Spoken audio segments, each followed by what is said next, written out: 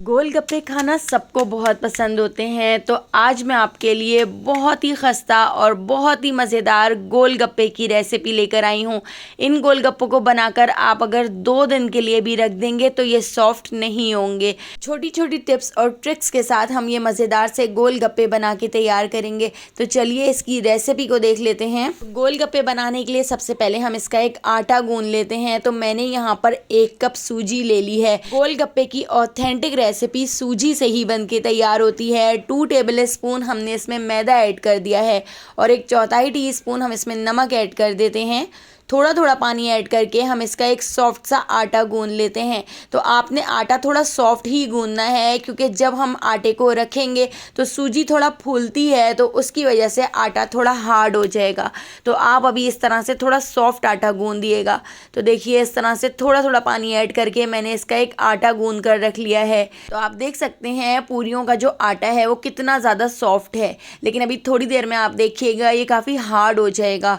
तो इसको मैं ढककर आधे घंटे के लिए छोड़ देती हूँ ताकि आटा अच्छी तरह से सेट हो जाए। अब हम इसका एक खट्टा और बहुत ही मज़ेदार सा पानी बना के तैयार कर लेते हैं। तो गोलगप्पों का पानी बनाने के लिए मैंने यहाँ पर 1 बंच हरा धनिया ले लिया है। हरे धनिये को मैं ब्लेंडर जग के अंदर ऐड कर देती हूँ।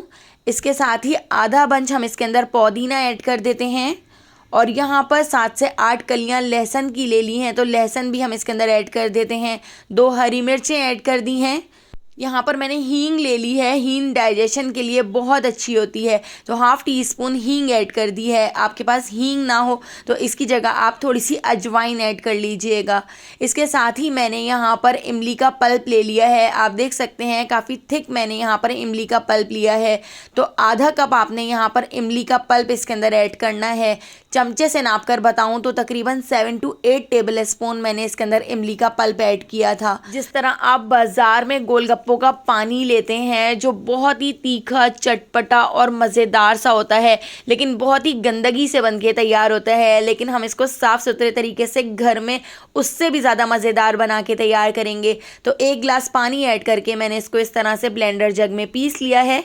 तो गोलगप्पों के इस पानी को मैं स्ट्रेनर से छानकर एक बाउल के अंदर ऐड कर देती हूँ। इसके अंदर हमने कुछ मसाले भी ऐड करने हैं, तो पहले हम इसको अच्छी तरह से छान लेते हैं, क्योंकि इसमें काफ़ी ज़्यादा इस तरह से मोटे मोटे से टुकड़े हैं लहसुन के, हरे धनिए के। तो इसको मैं अच्छी तरह से छान लेती हूँ। इसके बाद अब हम इसमें कुछ मसाले ऐड कर लेते हैं। तो हम इसके अंदर ऐड कर देते हैं ½ टीस्पून नमक, 1 टीस्पून मैं इसके अंदर ऐड कर रही हूँ चाट मसाला। इसके साथ ही 1/4 टीस्पून मैंने यहाँ पर काला नमक ले लिया है, तो काला नमक भी हम इसके अंदर ऐड कर देते हैं। ½ टीस्पून लाल पिसी हुई मिर्चें ऐड कर दी हैं और यहाँ पर अब हम इसके अंदर ऐड कर देते हैं भुना कुटा ज़ीरा। ½ टीस्पून भुना कुटा ज़ीरा ऐड कर दिया है। 1 टीस्पून सौंठ का पाउडर यानी अदरक का पाउडर मैंने इसके अंदर ऐड कर दिया है और इन सारी चीज़ों को हम अच्छी तरह से मिक्स कर लेते हैं। इसके अंदर मैंने 1 गिलास पानी और ऐड कर दिया था। 2 लेमन स्लाइस ऐड कर दिए थे। तो आप इसको टेस्ट कर लीजिएगा, अगर आपको कोई चीज़ कम लगे तो थोड़ी और ऐड कर लीजिएगा। बहुत ही मज़ेदार पानी बनकर तैयार होता है। तो चलिए अब हम गोलगप्पों की पूरियाँ बना के तैयार कर लेते हैं। आप देखिए आधे घंटे बाद हमारा जो आटा है कितना ज़्यादा हार्ड हो चुका है। तो इसको मैं 2 हिस्सों में डिवाइड कर लेती हूँ और इसके हम 2 पेड़े बना लेंगे। 2 पेड़े बनाने के बाद थोड़ा सा मैदा डस्ट कर दिया है और इसको हमने बेल लेना है। अब आपने यहाँ पर थोड़ी ज़्यादा मेहनत करनी है और इसको बिल्कुल पतला और बहुत बड़ा सा बेलना है। तो ये आटा थोड़ा हार्ड है, इसलिए इसको बेलने में थोड़ी सी मेहनत लगेगी, लेकिन आपने इसको बहुत बड़ा सा इस तरह से बेल लेना है। बिल्कुल पतला बेलना है, जितना ज़्यादा पतला हो सके आप इसको बेल लीजिएगा। पतला होगा तो इसकी जो पूरियाँ बनेंगी वो बहुत ही फूली फूली बनकर तैयार होंगी। अगर आप बिल्कुल पतला बेलेंगे तो आपकी जो पूरियां हैं वो बहुत ही खस्ता और बहुत ही फूली फूली बनकर तैयार होंगी, और अगर आप इन पूरियों को 2 दिन के लिए भी रख देंगे तो ये सॉफ्ट नहीं होंगी। देखिए मैंने यहाँ पर इस तरह से एक कुकी कटर ले लिया है। तो सर्कल शेप में हम इस तरह से इसकी कटिंग कर लेते हैं। आप किसी कवर से इसकी कटिंग कर सकते हैं। तो एक ही शेप में मैंने इसकी गोलाई में कटिंग कर ली है और ये जो बचा हुआ आटा है इसकी भी हम बिल्कुल इसी तरह से गोलगप्पों की पूरियां बना के तैयार कर लेंगे। और यहाँ पर आप देख सकते सकते हैं कितनी ज़्यादा पतली हमारी पूरियाँ बनकर तैयार हुई हैं। पहले मैंने सारी पूरियों को बनाकर एक कपड़े के ऊपर रख लिया था और उसके बाद अब हम इसको गरम गरम ऑयल में फ्राई कर लेते हैं। तो हमने फुल फ्लेम पर इनको फ्राई करना है और थोड़ा सा इस तरह से प्रेस करना है।